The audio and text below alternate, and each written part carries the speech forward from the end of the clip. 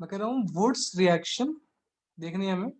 तो Wurtz reaction करने से पहले मैंने कहा कि आपके पास 4 मैंने कन्वर्जन दिए। इन चारों कन्वर्जन में आपको देखना है कि इन चारों में क्या कॉमन चीज आ रही है। तो बताइए भाई, चारों कन्वर्जन में क्या क्या कॉमन आ रहा है?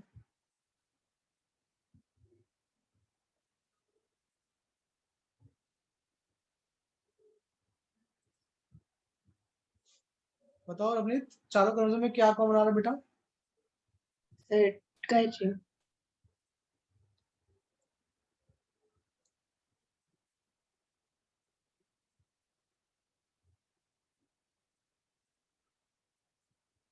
नुपुरा बताना चाहोगे बेटा?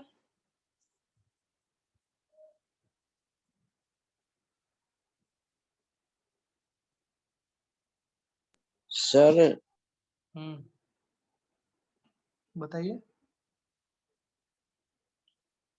सर फंक्शनल ग्रुप सर हाँ जी, बोले बोलिए, बोलो। चेंज हो रहा है हाँ, सर, फंक्शनल ग्रुप हट रहा है सर। मतलब क्या से क्या हो रहा है ये बताओ ना मुझे, किससे क्या बन रहा है?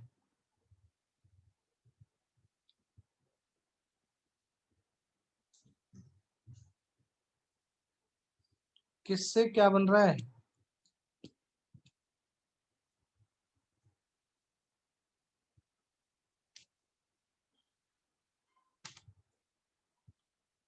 आपके पास सब में क्या है? चारों क्वेश्चन आपके पास क्या है? हेलो एल्केन है। और चारों क्वेश्चन में हेलो एल्केन से क्या बन रहा है भाई? एल्केन बन रहा है। पहली बात तो ये कॉमन चारों के अंदर, ये भी आपका हेलो एल्केन, ये भी हेलो एल्केन, ये भी हेलो एल्केन, ये भी हेलो एल्केन, और समय बन क्या रहा है आपका? एल्केन बन रहा है। ठीक है तक?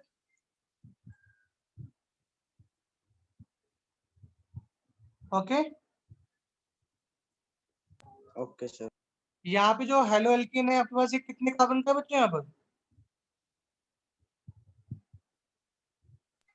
2 और जो आपको प्रोडक्ट मिल रहा है वो एल्केन कितने कार्बन का है? 4 4 यहाँ पे जो हेलो एल्केन वो कितने कार्बन का है? 1 और जो मिल रहा है वो कितने कार्बन का मिल रहा है? 2 यहाँ पे जो हेलो एल्केन कितने कार्बन का है? 4 और जो मिल रहा है कितने कार्बन का है? 6 6 तो ये हो गए कार्बन, और 2 के आपके पास बेटा मिथाइल। तो कितने कार्बन टोटल? 8 हो गए। Yes sir. यहाँ पे कितने कार्बन का है? 4 कार्बन का है। और जो मिल रहा है कितना मिल रहा है? 8। तो आपका हेलो एल्केन से मिल तो एल्केन रहा है, बट देखो हो क्या रहा है, सब में कार्बन क्या हो रहे हैं बच्चों?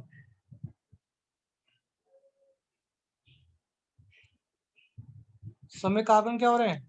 जो कंपाउंड था बढ़ रहे क्या हो रहे हैं? बढ़ रहे बढ़ रहे हैं। और कितने बढ़ रहे हैं ये भी दिखना चाहिए आपको, दिख रहा है? जितने थे उससे कितने हो रहे हैं? डबल डबल हो रहे हैं। तो याद रखेंगे, जब भी आपके पास हेलो एल्केन हो उससे एल्केन बन रहा हो कितने कार्बन का? डबल कार्बन का। तो मतलब दिमाग में कौन सी एक्शन आनी चाहिए? वुड्स रिएक्शन आपके दिमाग में आ जानी चाहिए। ठीक है श्रेयांश? Yes sir. तो वुड्स इसमें क्या करते हो भाई? वुड्स रिएक्शन में आप क्या करते हो? एल्काइल हैलाइड लेते हो, उसको सोडियम के साथ रिएक्ट करते हो, और एल्काइल हैलाइड आप कितनी बार ले लेते हो? 2 बार ले लेते हो। R X R X. तो यहाँ से आपका 2 टाइम्स NaX बाहर निकल गया, बचा क्या? दोनों तरफ आर बचा, तो ये आर बन गया प्लस आपका 2 NaX बाहर निकल गया। तो ये क्या बन गया आपका?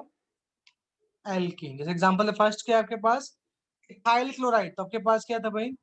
CH3CH2Cl था। आपने क्या किया, इसमें 2 बार निकाला, और इथाइल क्लोराइड को आपने 2 बार लिख लिया। तो क्या बन गया भाई आपका यहाँ से? 2 टाइम NaCl बाहर निकल गया। क्या बन गया? CH3CH2CH2CH3 प्लस आपका 2 टाइम NaCl बाहर निकल गया। तो क्या बन गया भाई आपका? देखो ब्यूटेन बना कि नहीं बना इथाइल क्लोराइड से? Nupur, yes sir. सिमरन, विधि, विदिता है नहीं। रवनीत, Yes. हर्ष, Yes, sir. तो जब भी कार्बन क्या हो रहे हो भाई, डबल हो रहे हो, तो दिमाग में क्या आना चाहिए, वोल्ट्स रिएक्शन आनी चाहिए आपके दिमाग में। जैसे अगला क्वेश्चन क्या आपके पास था, ब्यूट ब्रोमो, मैं सारे दिखाता हूँ फटाफट, सारे फटाफट देखो।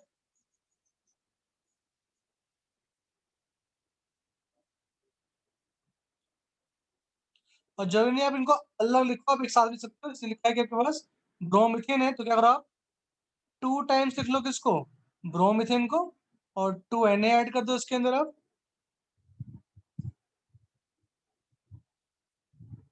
2 टाइम्स ले लिया आपने किसको, ब्रोमीथेन को, इसमें क्या ऐड कर दिया, 2 Na ऐड कर दिया, तो 2 NaCl बाहर निकल जाएंगे, बचा क्या आपके पास, CH3 2 टाइम्स बचा, आपस में जुड़ गया, तो क्या बन गया आपका भाई, ये इथेन बन गया किससे, ब्रोमोमीथेन से। ठीक है भाई,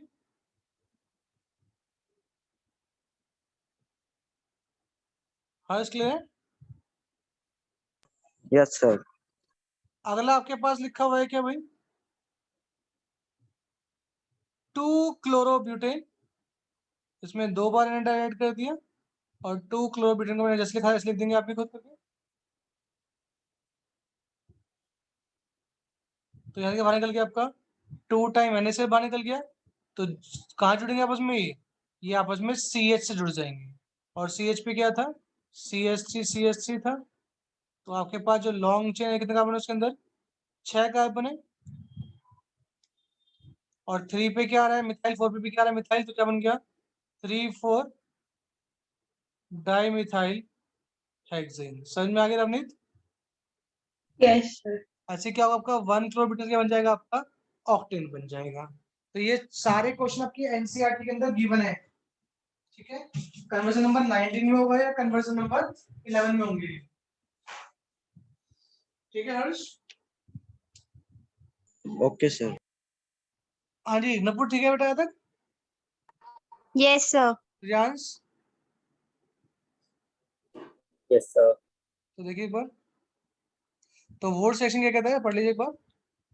कह रहा है एल्काइल हैलाइड को जब आप रिएक्ट करते हो विद मेटेलिक सोडियम Na के साथ में in presence of dry ether, ताकि मॉइस्चर ना मिले, टू फॉर्म सिमेट्रिकल एल्केन। तो यहाँ पे क्या मिलता है आपको हमेशा, सिमेट्रिकल एल्केन मिलेगा, containing double the number of carbon atom present in the alkyl halide. ठीक है भाई।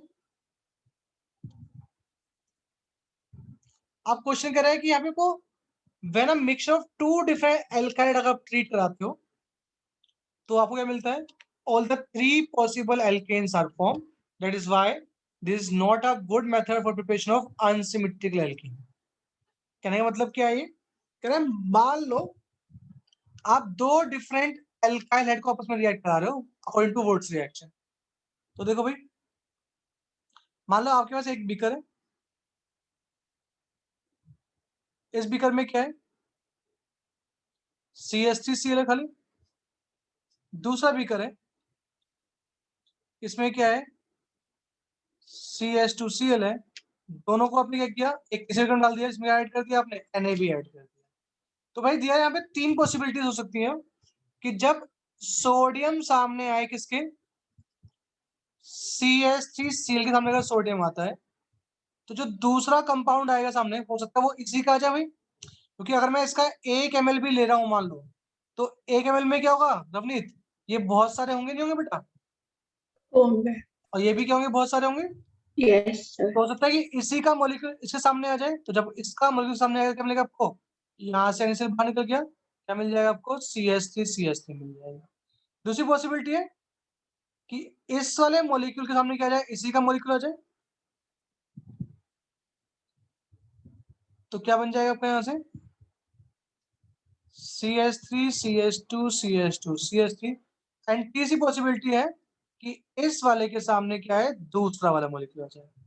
तो क्या मिलेंगे भाई आपको यहाँ पे, मिक्सचर मिलेंगे जब 2 अलग तरह के एल्काइलाइड यूज करते हो, और इनका बॉइलिंग पॉइंट ज्यादा फर्क होता नहीं है, तो क्या इनको सेपरेट करना इजी होगा भाई।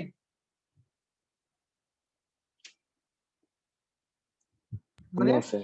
तो इनको सेपरेट करना इजी नहीं है, तो इससे इस मेथड की क्या है, यूटिलिटी अच्छी नहीं है अगर आप डिफरेंट एल्काइलाइड यूज करते हो, क्योंकि आपको मिक्सचर मिलता है और मिक्सचर से आप प्योर एक्सट्रैक्ट नहीं कर पाते हो।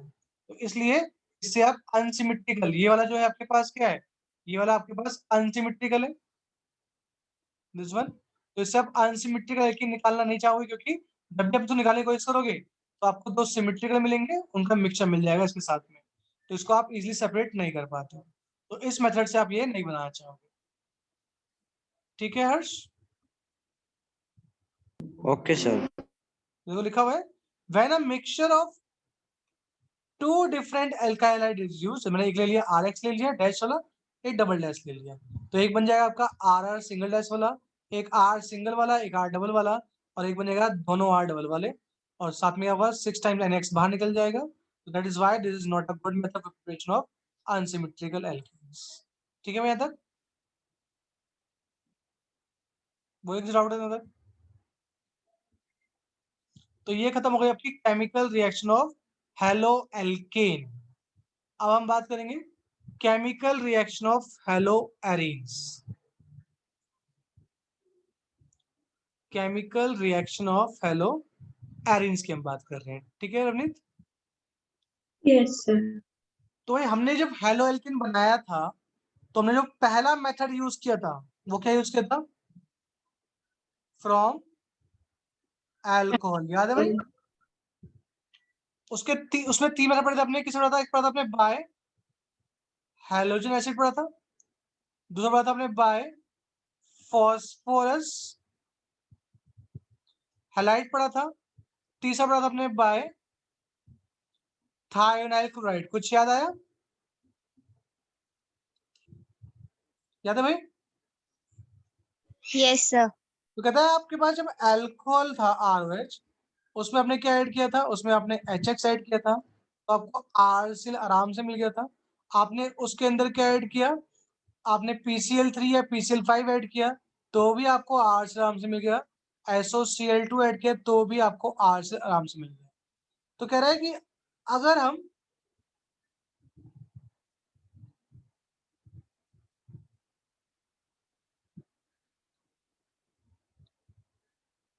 तो पढ़ा लिखा, हम रिएक्शन पढ़ रहे हैं, सॉरी, ठीक है सॉरी, हाँ तो पढ़ा दिया आपको।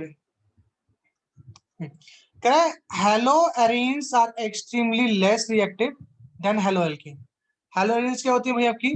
लेस रिएक्टिव होती हैं हेलो एरीन्स से towards nucleophilic substitution reaction. Explain why. मतलब कह रहा है जो आपके हेलो एल्केन थे ये न्यूक्लियोफाइल से आराम से रिएक्ट कर लेते हैं और आपके प्रोडक्ट फॉर्म कर लेते हैं, बट जो आपके एरोमेटिक कंपाउंड्स हैं, जो आपका जैसे क्लोरोबेंजीन हो गया, ये न्यूक्लियोफाइल से उतनी जल्दी रिएक्शन नहीं करता है जितना आपका एलिफेटिक या आपका हेलो एल्केन कर रहे थे। क्वेश्चन क्लियर सबको? हेलो एल्केन न्यूक्लियोफाइल से फास्ट रिएक्शन करते हैं और ये बहुत स्लो रिएक्शन करते हैं, ना के बराबर। तो देखो लिखा हुआ है हेलो एरीन्स आर एक्सट्रीमली क्या है? लेस रिएक्टिव है towards nucleophilic substitution reaction than halo alkanes. ठीक है हर्ष, क्वेश्चन क्लियर है? Yes sir. अब पूछता है ऐसा क्यों होता है? ठीक है भाई? तो भाई कुछ आपके पास पॉइंट्स है वो याद रखेंगे। The following reason can be given to account for the low reactivity of halo arene. तो उसमें पहला फर्स्ट क्या है बच्चों? रेजोनेंस। तो समझिए रेजोनेंस को एक बार, ये अपने लास्ट पढ़ा था रेजोनेंस, जब पढ़ा था लास्ट चैप्टर पढ़ा था आपने हाइड्रोकार्बन वाला। देखो कह रहा है मेरे पास क्या है, मान लो क्लोरोबेंजीन है और इसमें क्या होंगे? अल्टरनेट डबल बॉन्ड होते हैं। Cl के पास क्या होते हैं भाई? लोन पेयर्स होते हैं। तो Cl क्या करता है? अपना एक लोन पे यूज करेगा और बेंजीन वाले कार्बन से डबल बॉन्ड फॉर्म करने की कोशिश करेगा, बट बेंजीन का जो कार्बन है भाई उसके ऑलरेडी 4 बॉन्ड बने हुए, बच्चों नहीं बने हुए इसके? देख रहे हैं सबको? तो अगर Cl इससे डबल बॉन्ड फॉर्म करने की कोशिश करेगा तो इस कार्बन को अपना बॉन्ड तोड़ना पड़ेगा बच्चों, बताओ। Yes, sir. तो इसके पास क्या है भाई? 3 बॉन्ड सिग्मा बॉन्ड है एक पाई बॉन्ड है, तो कौन से बॉन्ड स्ट्रॉन्ग होते हैं, सिग्मा या पाई? सिग्मा। तो अगर एक बॉन्ड तोड़ना पड़ेगा तो कौन सा टूटेगा, पाई टूटेगा। Yes sir. और पाई के इलेक्ट्रॉन कहाँ जाएंगे, इस वाले कार्बन पे आ जाएंगे। तो देखिए Cl ने इलेक्ट्रॉन डोनेट किया, क्या करने के लिए, कार्बन से बॉन्ड बनाने के लिए, बेंजीन वाले से। तो जो इलेक्ट्रॉन देता है उसमें चार्ज क्या आता है भाई, प्लस आता है। और इस बॉन्ड के इलेक्ट्रॉन कहाँ गए, इस वाले कार्बन पे आ गए, इस पे चार्ज किया जाएगा, यहाँ पे माइनस आ जाएगा। देन ये इलेक्ट्रॉन अगले कार्बन पे देगा, तो उस कार्बन के 5 बॉन्ड बनेंगे, देन अगर वो पाई बॉन्ड ब्रेक करेगा, उसके इलेक्ट्रॉन यहाँ पर आ जाएंगे। तो ये ऐसे बन जाएगा आपके पास double bond minus Cl plus. Then ये यहां से यहां माइग्रेट करेगा, देन ये यहां आ जाएगा minus Cl plus. And last में क्या होगा, ये दोबारा यहाँ आएगा और ये बॉन्ड उठ के यहाँ आ जाएगा। तो क्लोरोबेंजीन ने टोटल कितने रेजोनेटिंग स्ट्रक्चर शो किए भाई, क्लोरोबेंजीन ने टोटल कितने रेजोनेटिंग स्ट्रक्चर शो किए बच्चों, 5. 5 स्ट्रक्चर शो किए हैं। और इन 5 स्ट्रक्चर में से इसके पास 3 स्ट्रक्चर ऐसे हैं जिसमें क्या है भाई, C और Cl में क्या बना हुआ बच्चों, डबल बॉन्ड. और जबकि RCl जो आपका नॉर्मल था उसमें क्या था, सिंगल बॉन्ड था यहाँ पे। तो जब न्यूक्लियर अटैक करेगा तो सिंगल बॉन्ड तोड़ना इजी है या 2 बॉन्ड तोड़ने से बच्चों, डबल. दोनों बॉन्ड टूट जाएंगे आराम से, दोनों तोड़ने, दोनों एक ही दोनों। तो यहाँ पे एक बॉन्ड तोड़ना है आपको, जब यहाँ पे कितने बॉन्ड तोड़ने हैं आपको, 2 बॉन्ड तोड़ने हैं। तो कौन सा बॉन्ड जल्दी ब्रेक होगा भाई, ये वाला बॉन्ड जल्दी ब्रेक होगा या ऊपर जल्दी ब्रेक होंगे दोनों,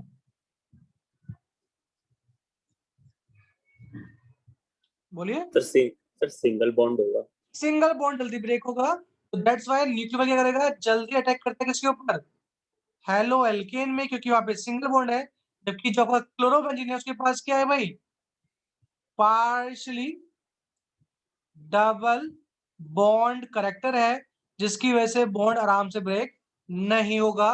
तो दैट्स व्हाई पहला रीजन तो ये हो गया, जिसकी वजह से क्या है आपके हेलो एरीन्स क्या हो गए, लेस रिएक्टिव हो गए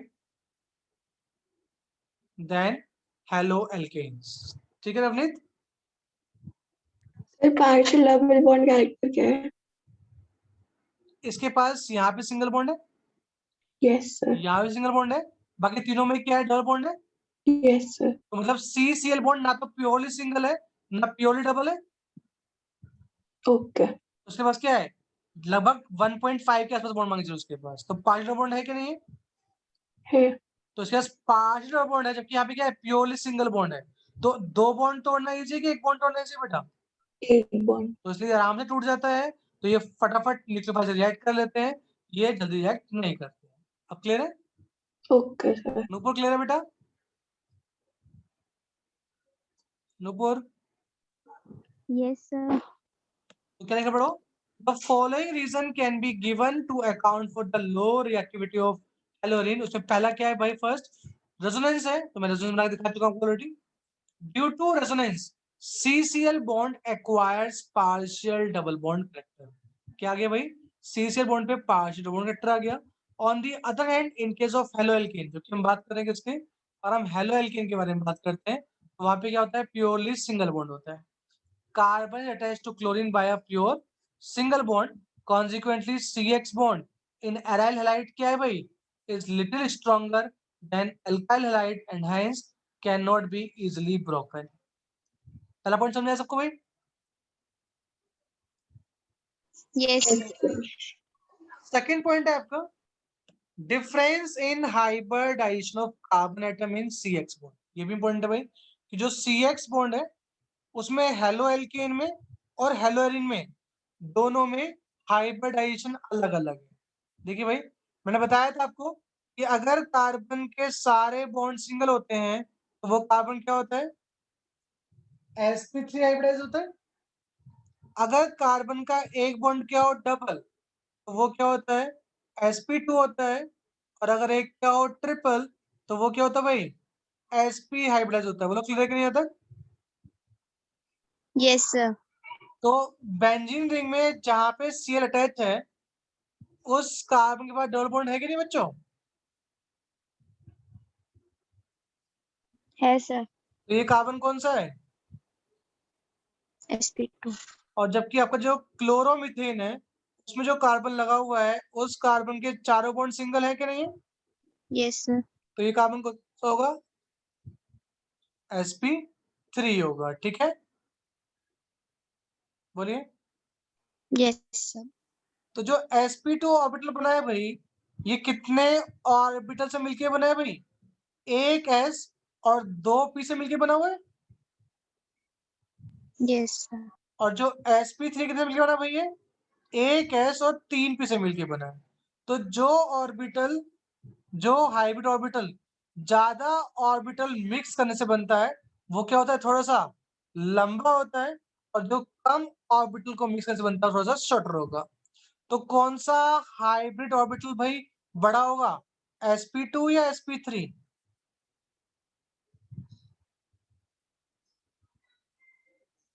किसका साइज बड़ा होगा भाई, sp2 का या sp3 का? सर sp3 का नहीं होगा। sp3 का होगा क्योंकि इसमें ज्यादा ऑर्बिटल पार्टिसिपेट कर रहे हैं एज कम्पेयर टू sp2। ठीक है रवनीत? yes sir, अगर किसी का ऑर्बिटल बड़ा है तो उसकी बॉन्ड लेंथ भी क्या होगी बच्चों, बड़ी होगी, नहीं बड़ी होगी Cl से? तो यहाँ पे जो CCl बॉन्ड है वो कितना है, 169 पिकोमीटर का है। जबकि यहाँ पे CCl बॉन्ड कितना है, 174 पिकोमीटर का है। और जितना बड़ा बॉन्ड होता है उतना जल्दी क्या होता है भाई, ब्रेक हो जाता है। तो इनमें बॉन्ड किसका बड़ा है, हेलो एल्केन वाले CCl का बॉन्ड बड़ा है as compare to halo arene वाला। तो ये बॉन्ड बड़ा है तो क्या होगा, जल्दी ब्रेक होगा। तो ये फास्ट देंगे क्या, nucleophilic reaction as compare to this. ठीक है रवनीत? yes sir, बिल्कुल ठीक है। हर्ष? Yes, sir. Yes, sir. Since sp2 hybridized orbital is smaller in size as compared to sp3 orbital of carbon, therefore CCl bond in chlorobenzene should क्या होगी भाई, shorter होगी। And hand, और जितनी बॉन्ड छोटा होता है इतना क्या होता है, स्ट्रॉन्गर होता है than in methyl chloride and hence difficult to break. उसको तोड़ना क्या है, थोड़ा सा डिफिकल्ट है। Okay Shriyansh? Yes sir. And third point आपके पास पोलैरिटी और नेचर ऑफ CX बॉन्ड। ये बॉन्ड है भाई, भाई जो बॉन्ड जितना ज्यादा पोलर होगा वो उतना जल्दी ब्रेक होगा।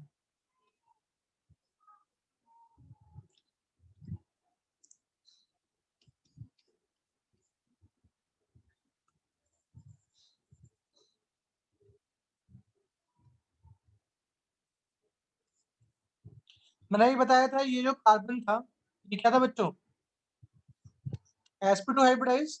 ये कार्बन क्या था, sp3 हाइब्रिडाइज था। यहाँ तक कोई डाउट किसी को? No, sir. तो sp3 हाइब्रिडाइज में जो s करेक्टर आएगा वो कितना आएगा भाई, s कितने हैं, एक है। टोटल कितने ऑर्बिटल है भाई इसके अंदर, 4 ऑर्बिटल है, एक s और 3p इंटू 100 तो कितना है भाई, 25% एस करेक्टर है यहाँ पे। जबकि यहाँ पे sp2 है तो यहाँ पे जो s करेक्टर होगा, यहाँ पे कितने s है भाई, एक ही s है। टोटल ऑर्बिटल कितने हैं, 3 हो गए, एक s और 2p। यहाँ पे कितना है, 33% एस करेक्टर है। तो भाई कौन से कार्बन में ज्यादा एस करेक्टर है, sp2 में या sp3 में? sp2. और जिस कार्बन में ज्यादा एस करेक्टर होता है उस कार्बन की इलेक्ट्रोनेगेटिविटी क्या होती है भाई, ज्यादा होती है एज कंपेयर टू sp3। ठीक है बच्चों? तो इस कार्बन की इलेक्ट्रोनेगेटिविटी इससे ज्यादा होगी बच्चों, बोलिए। Yes, sir. बट कार्बन की जो इलेक्ट्रोनेगेटिविटी होती है वो क्या होगी, Cl से कम होगी, चाहे कोई सा भी कार्बन हो, चाहे वो sp2 हो, चाहे sp3, चाहे sp हो। तो मैंने मिलाइट कर लिया, अगर क्लोरीन की इलेक्ट्रोनेगेटिविटी कितनी है भाई, 3 है। और मैंने बताया अभी sp2 वाली इलेक्ट्रोनेगेटिविटी क्या होती है, नॉर्मल कार्बन से ज्यादा होती है। तो अगर मैं नॉर्मल कार्बन को मान लेता हूँ कितना है भाई, 2.1 इलेक्ट्रोनेगेटिविटी है इसकी, तो उसमें कितनी मान ली, 2.4 मान ली।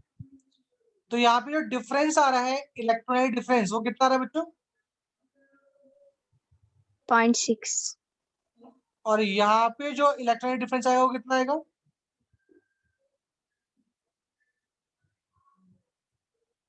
बोलिए, इस कार्बोक्सिल में 0.9 है ना भाई। और याद रखेंगे, जितना ज्यादा इलेक्ट्रॉनिक डिफरेंस आता है वो बॉन्ड उतना ज्यादा पोलर होता है। Higher the value of electronegative difference, more is the bond polar. तो बताइए कौन सा बॉन्ड ज्यादा पोलर है आपका, बेंजीन वाला कार्बन वाला सीएल के साथ में या नॉर्मल कार्बन सीएल के साथ में?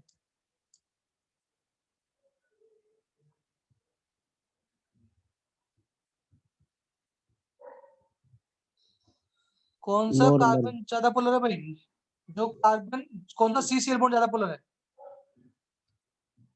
बताइए भाई। Normal CCl। Normal CCL. और जो बॉन्ड जितना ज्यादा पोलर होता है वो जल्दी ब्रेक हो सकता है। तो ये बॉन्ड ज्यादा पोलर है कि इसका इलेक्ट्रॉन डिफरेंस क्या आएगा, ज्यादा आएगा, इसका कम आएगा। और जिसका इलेक्ट्रॉन डिफरेंस ज्यादा आएगा वो बॉन्ड क्या होता है आपका, ज्यादा पोलर होगा। और जो बॉन्ड ज्यादा पोलर जल्दी ब्रेक हो सकता है। जल्दी ब्रेक कौन सा होगा भाई, ये बॉन्ड जल्दी ब्रेक होगा, ये देर ब्रेक होगा। तो इसलिए क्या है, इसकी रिएक्टिविटी क्या है, कम है टुवर्ड्स हेलो एल्केन। देख लीजिए एक बार,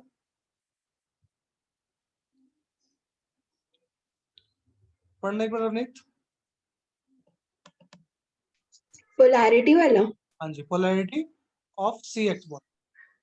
The sp2 hybrid carbon, due to greater s character, is more electronegative than a sp3 hybrid carbon. Therefore, the sp2c of CX bond in haloarenes has less tendency to release electrons to the halogen than a sp3 hybrid carbon of CX bond in haloalkenes. As a result, the CX bond in haloarenes is less polar than in haloalkanes. Consequently, the halogen atom present in aryl halide cannot be easily displaced by nucleophiles. ठीक है Nupur? Yes, sir. हाँ जी, हर्ष clear है? Yes, sir. Riyansh, sir. सिमरन, सिमरन sir नहीं है class में। भग गई, बहुत बढ़िया। नहीं आती क्या है?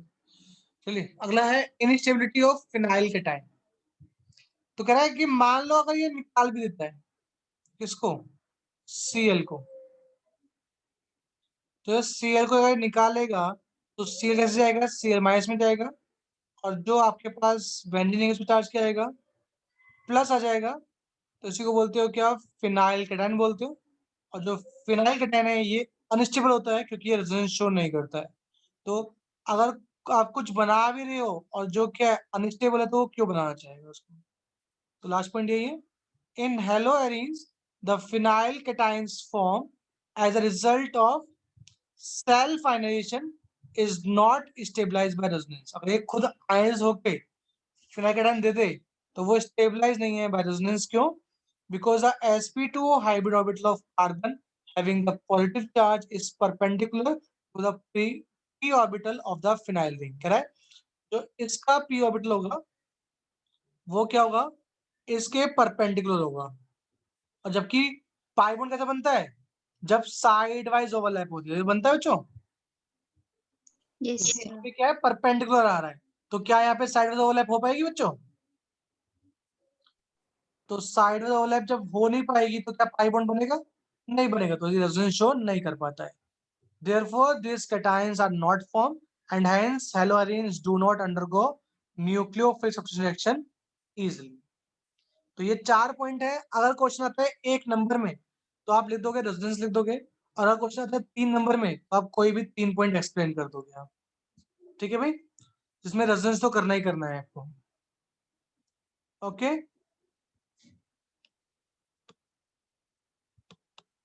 एंड लास्ट पॉइंट आपका इलेक्ट्रॉनिक रिपल्शन। इलेक्ट्रॉनिक रिपल्शन कह रहे हैं मान लो आप इसके पास न्यूक्लियोफाइल लेके आ रहे हो, तो भाई इसके पास ऑलरेडी क्या है, 6 पाई इलेक्ट्रॉन्स है कि नहीं इसके पास भाई, तो ये खुद ऑलरेडी क्या है, इलेक्ट्रॉन रिच मॉलिक्यूल है, और उसके पास कौन लेके आ रहे हो आप, इलेक्ट्रॉन ही लेके आ रहे हो, तो क्या करेंगे भाई, एक दूसरे को रिपेल करेंगे, जिसकी वजह से ये इजिली अटैक नहीं कर पाएगा। तो लिखा है since halogens are electron rich molecules है, due to the presence of pi electrons they repel the electron rich nucleophile from attacking them. इनके पास ऑलरेडी खुद क्या है, पाई बॉन्ड्स है, तो वहां पे पाई इलेक्ट्रॉन्स मिलेंगे जो क्या करेंगे, रिपेल करते हैं न्यूक्लियोफाइल को। तो ये 5 पॉइंट है जिसकी वजह से अटैक क्या होता है आपका, इजिली नहीं हो पाता है। ठीक है नुपुर,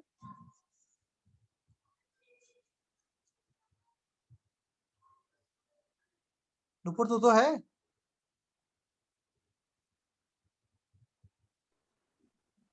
आपकी आवाज नहीं आ रही।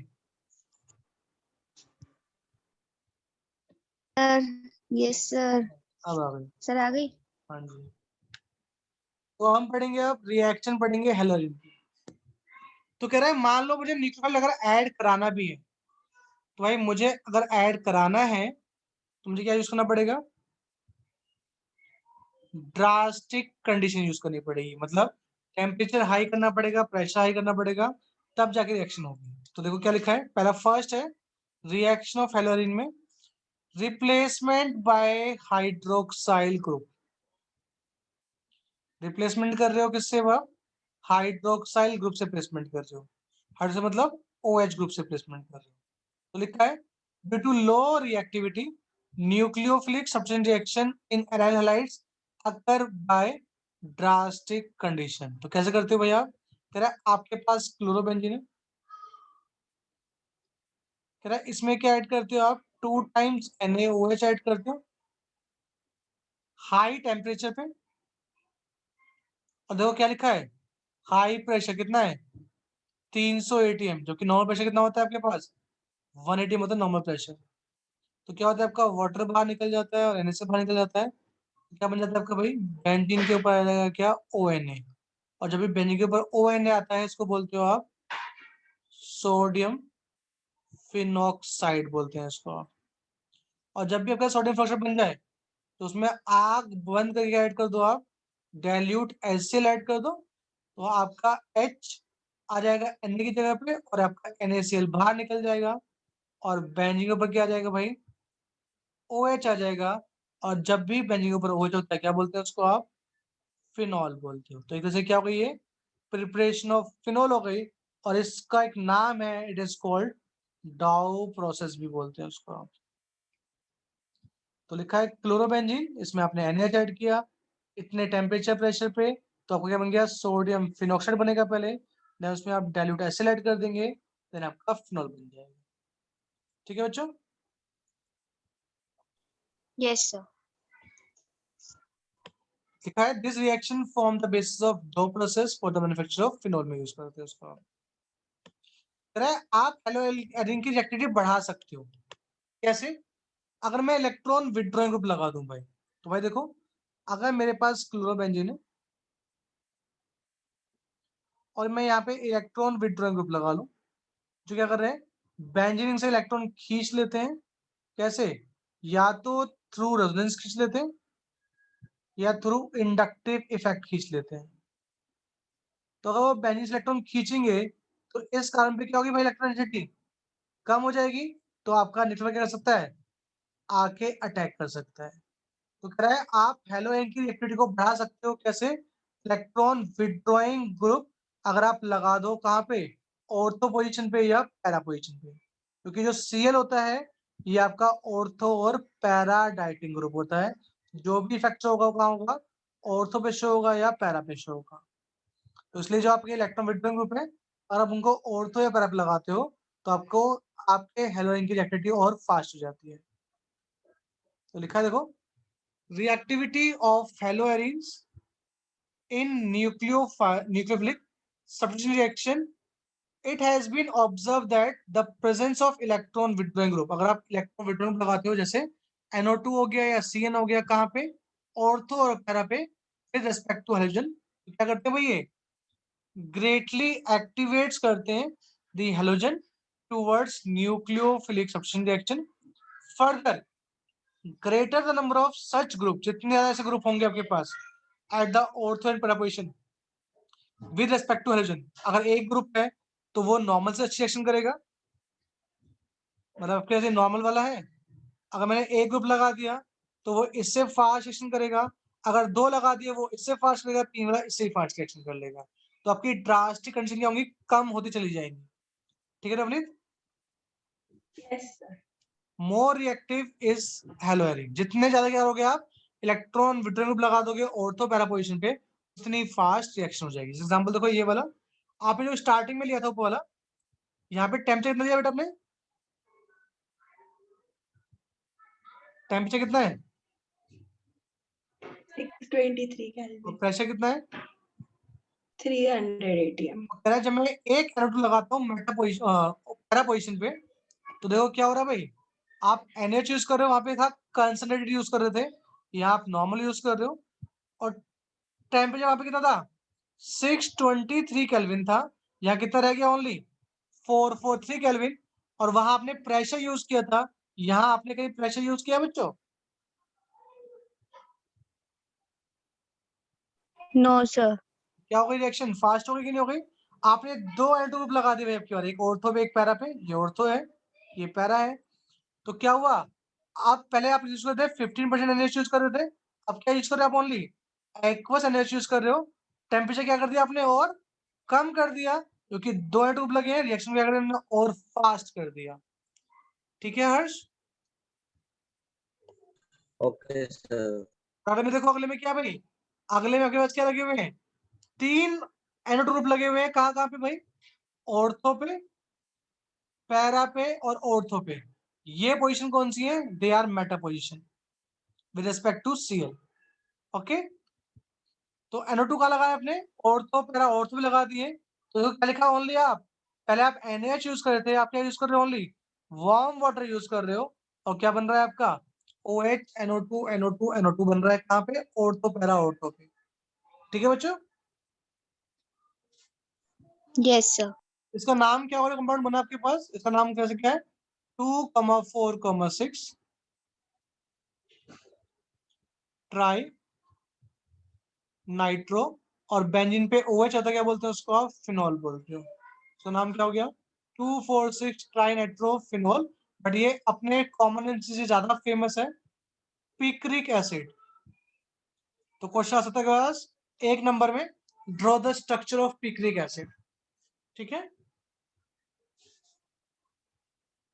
यस। अब क्वेश्चन पूछता है कि जो इफेक्ट ऑब्जर्व हो रहा है आपको, ये ऑर्थो और पैरा पे ही हो रहा है, मेटा पे नहीं हो रहा। व्हाई? लिखा है the effect is pronounce when NO2 group is introduce, कहां पे? At ortho and para position. क्यों? However, no effect on reactivity of halorine is observed the presence of electronegative group at meta position। Mechanism पता चलेगा क्यों भाई? तो भाई देखो, आप ये याद रखना, जितने ज्यादा आपका कंपाउंड रेजोनेंस स्ट्रक्चर शो करता है, उतना वो स्टेबल होता है। तो जब आप पैरा पे NO2 ग्रुप लगा रहे हो, तो आपके पास क्या होता है? आपकी जो इलेक्ट्रॉन्स हैं ये वाले, ये जो चार्ज आपके पास आ रहा है यहाँ पे, ये आपका पैरा पे आगे भी शिफ्ट हो जाता है चार्ज। मतलब इसके अलावा क्या आता है, ये चार्ज पैरा से जो NO2 ग्रुप है, ये NO2 ये इस चार्ज को अपने पास खींचता है। तो अगर चार्ज को ये क्या कर रहा है? डीलोकलाइज कर रहा है, तो उसको ये स्टेबल कर रहा है। सेम ऑर्थो में क्या होता है? ऑर्थो चार्ज जो यहाँ पे चार्ज आया माइनस, ये कहाँ जाएगा? ये अंदर भी आ जाएगा NO2 के पास, तो वो उसको स्टेबल कर रहा है।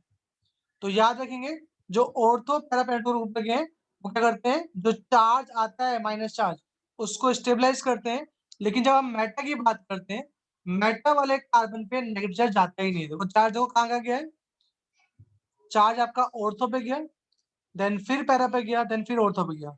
क्या आपका माइनस चार्ज आपका पैरा पे आया, मेटा पे आएगा एक बार भी? No sir. जब चार्ज मेटा पे आएगा ही नहीं तो क्या ये उसको स्टेबलाइज करेगा? नहीं करेगा। तो क्वेश्चन पूछा है आपसे, ये क्वेश्चन आपसे एग्जाम में पूछ सकता है, can you think why does NO2 group show its effect only at ortho and para position, not at meta position?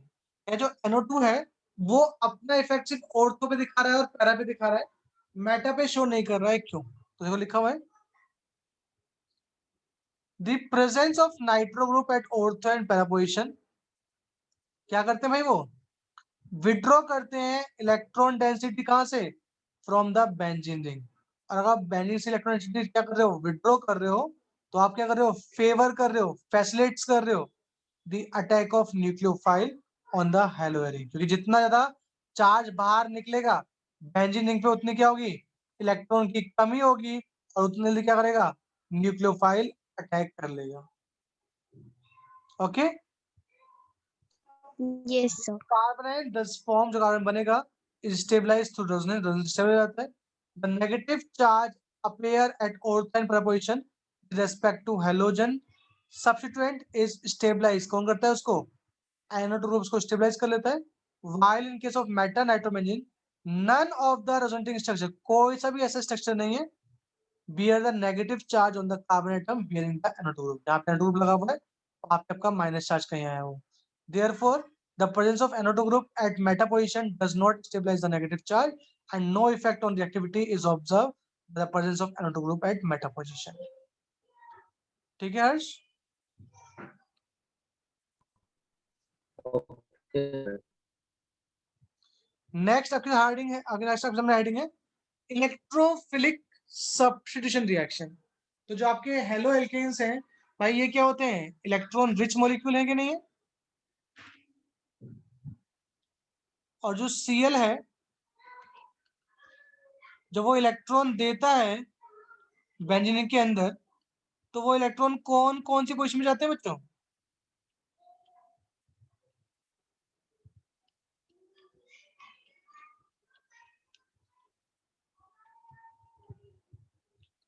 बताइए, जो इलेक्ट्रॉन ये दे रहा है वो कौन कौन सी पोजीशन में जाते हैं, बताइए।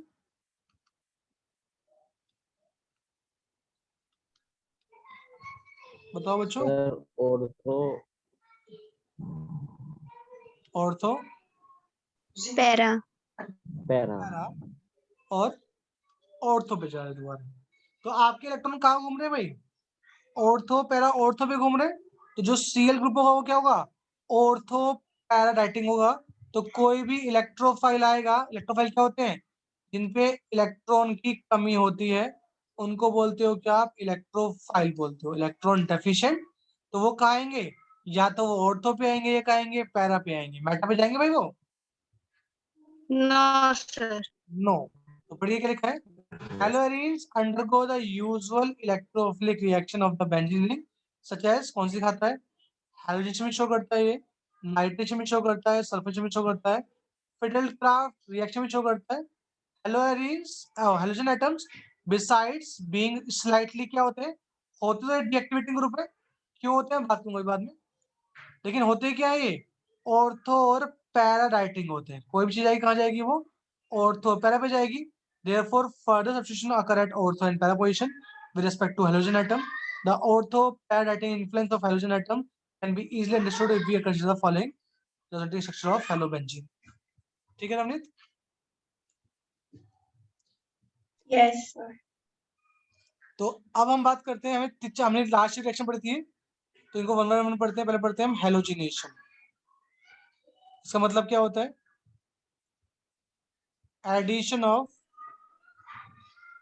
H2 एडिशन ऑफ हेलोजन, है ना भाई?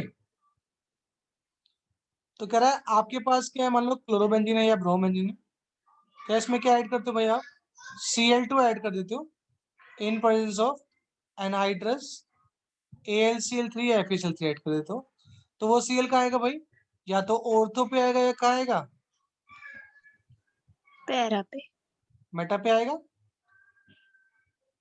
मेटा पे आ सकता है, नहीं सर। या तो ऑर्थो पे आएगा या क्या आएगा? पैरा पे। तो जो पहला वाला था वो पैरा था, ये वाला ऑर्थो है, तो ये क्या हो गया? Ortho dichlorobenzene. ये क्या हो गया आपका? Para dichlorobenzene. और भाई मुझे बताओ, स्टेबल ज्यादा कौन सा होता है, ऑर्थो वाला या पैरा वाला? रिपल्शन ज्यादा कहाँ होगा? इन दोनों में रिपल्शन ज्यादा होगा, इनके लोन पेयर्स में, या इनमें ज्यादा होगा रिपल्शन भाई दोनों में?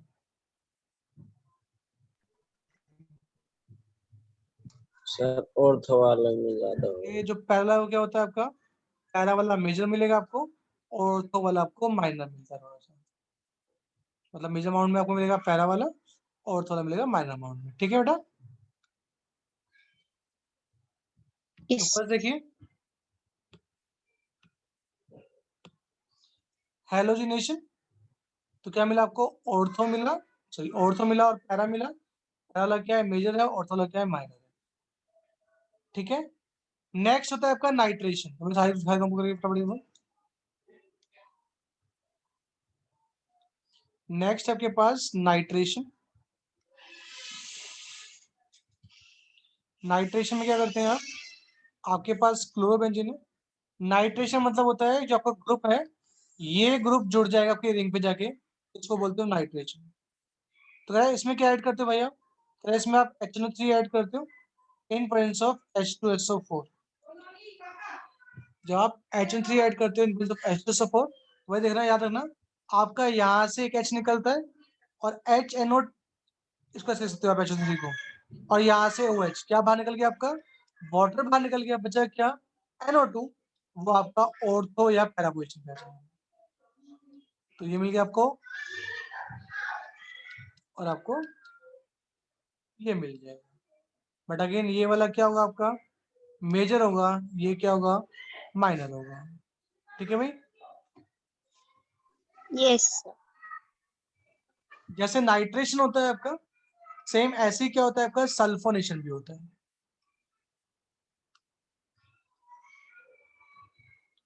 इसमें क्या करते हो आप?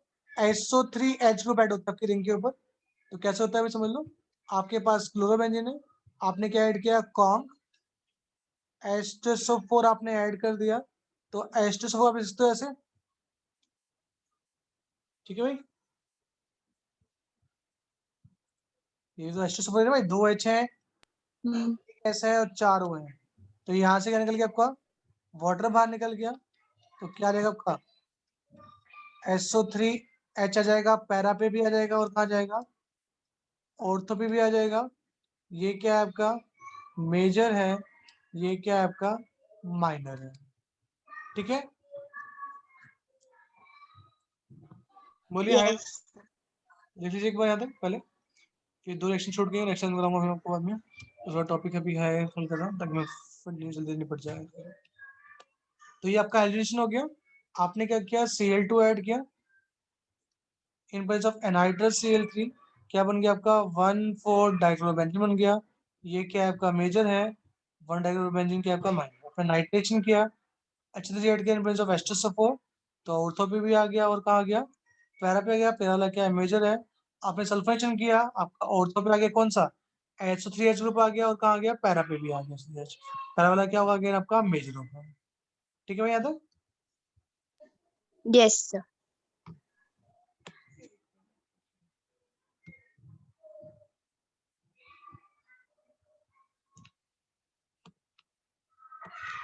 ये फिल का मैं बाद में बताऊंगा, या ये बाद में बताऊंगा, ये टॉपिक स्ट्रॉन्ग टॉपिक है, बाद में बताऊंगा।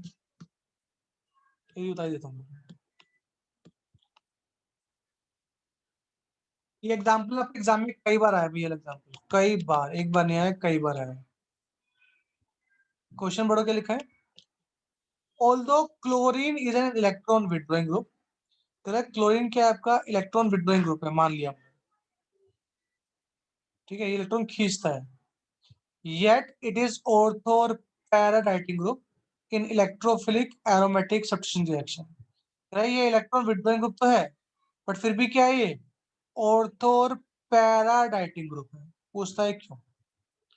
तो इसके पीछे 2 रीजन है कि भाई आपका जो Cl है ये क्या होता है, मोर इलेक्ट्रोनेगेटेड एज कंपेयर टू कार्बन होता है बच्चों। Yes sir. तो ये इंडक्टिव इफेक्ट के थ्रू क्या कर रहा है, बेंजीन से इलेक्ट्रॉन खींच रहा है ना भाई। ये क्या कर रहा है, विड्रॉ कर रहा है electron from benzene ring by inductive effect. ठीक है बेटा। Yes sir. बट हमने देखा था, लेकिन ये रेजोनेंस थ्रू क्या कर रहा था, बेंजीन का इलेक्ट्रॉन दे रहा था, है ना भाई। Yes sir. तो ये डोनेट करता है electron to benzene ring by resonance. But इसका जो इंडक्टिव इफेक्ट होता है वो ओवरऑल क्या होता है भाई, ज्यादा होता है किससे, रेजोनेंस इफेक्ट से। तो बताइए ओवरऑल क्या कर रहा है, ये बेंजीन से इलेक्ट्रॉन निकाल रहा है कि दे रहा है, इतना बताइए मुझे बस। निकाल रहा है। निकाल रहा है। और जो बेंजीन से इलेक्ट्रॉन निकालते हैं they are called deactivating group. तो पहली बात, Cl आपका एक्टिवेटिंग ग्रुप है कि डीएक्टिवेटिंग ग्रुप है? जो ओवरऑल बेंजीन से इलेक्ट्रॉन निकालते हैं they are called deactivating group. तो Cl आपका एक्टिवेटिंग है कि डीएक्टिवेटिंग है? बोलो बताओ भाई। जो बेंजीन से इलेक्ट्रॉन बाहर निकाल लेते हैं वो डीएक्टिवेटिंग ग्रुप होते हैं। तो Cl क्या कर रहा है आपका, ओवरऑल बेंजीन से इलेक्ट्रॉन बाहर निकाल रहा है या नहीं निकाल रहा है? Yes sir. तो वो क्या है, डीएक्टिवेटिंग ग्रुप है। तो इसलिए पहली चीज तो ये है कि डीएक्टिवेटिंग ग्रुप है तो रिएक्शन नहीं होनी चाहिए। लेकिन रिएक्शन अगर होती है तो जो भी इलेक्ट्रोफाइल आएगा वो क्या आएगा, ऑर्थो और पैरा पे आएगा। क्यों? क्योंकि वो रेजोनेंस इफेक्ट से क्या कर रहा है, ऑर्थो पैरा पे इलेक्ट्रोनेगेटिविटी क्या कर रहा है, इंक्रीज कर रहा है as compare to meta position. बात समझ में आ गई?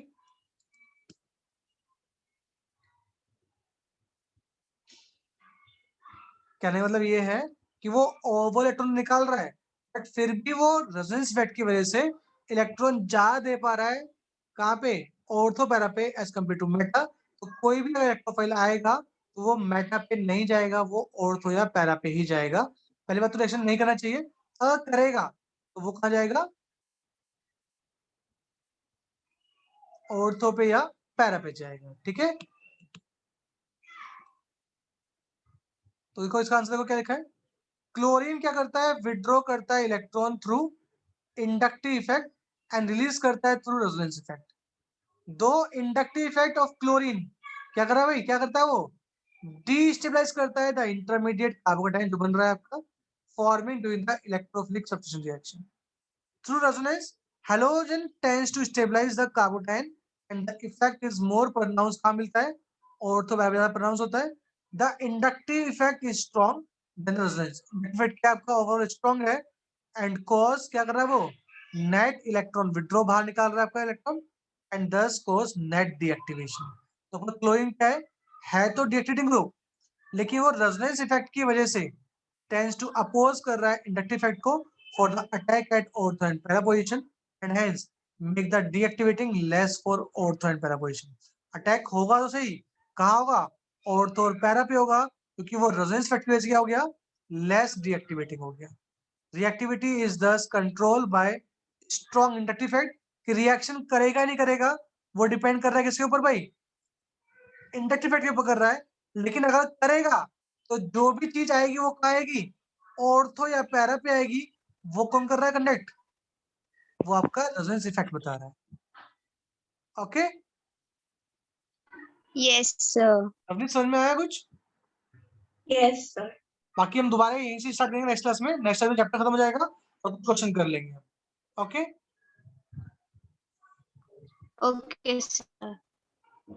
ठीक है श्रेयांश। Yes, sir.